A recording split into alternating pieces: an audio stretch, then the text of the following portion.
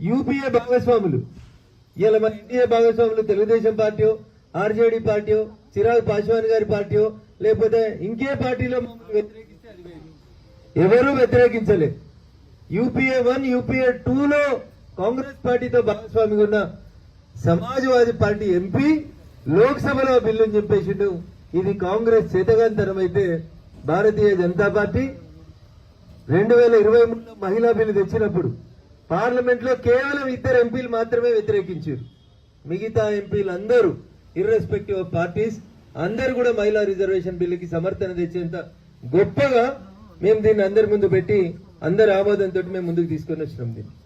కానీ ఇవాళ దురదృష్టం ఏంటంటే రేవంత్ రెడ్డి మాట్లాడతాడు, నేనే ఢిల్లీకి పోయి ఆపిన, 3 రోజులు లోక్సభలో ఉండి అందరిని మెప్పించిన అంటాడు. గుడ్డోడు రాజైతే గుడ్డోడు రాజులో ఒంటికన్నోడే గొప్పోడు అన్నట్టున్నది పంచాయతీ. కాంగ్రెస్ పార్టీ చేసేటువంటి ఈ దుర్యోధన పర్వంలో రాహుల్ గాంధీకి ఏం తెలియదు, పక్కనున్నోడు రాసిస్తే గానీ ఆయనకు అర్థం కాదు, ఆయన ఏం మాట్లాడుతున్నాడో ఏం తెలియదు.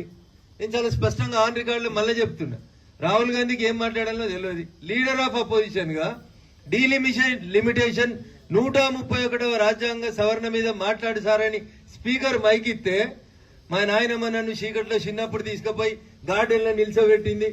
గార్డెన్లో నిలబడితే నా కుక్కను చూస్తే భయమైంది. ఇది లోక్సభలో కాంగ్రెస్ పార్టీ ప్రతిపక్ష నాయకుడు మాట్లాడినటువంటి మాటలు. డీలిమిటేషన్ మీద మాట్లాడమని స్పీకర్ 3 సార్లు చెప్పిండ్రు. ఆయనకు డీలిమిటేషన్ తెలియదు, మహిళా రిజర్వేషన్ తెలియదు, ఆయనకి ఏం తెలియదు కాబట్టి ఏం మాట్లాడాలో తెలియలేదు. దాదాపు 45 నిమిషాల సమయం ఇస్తే 45 నిమిషాల్లో ఆయన మాట్లాడిన మాట ఏంటంటే వాళ్ళ నాయనమ్మ గురించి మాట్లాడిండు, వాళ్ళ పెరట్లున్న కుక్కల గురించి మాట్లాడిండు, వాళ్ళ చెల్లె గురించి మాట్లాడిండు తప్ప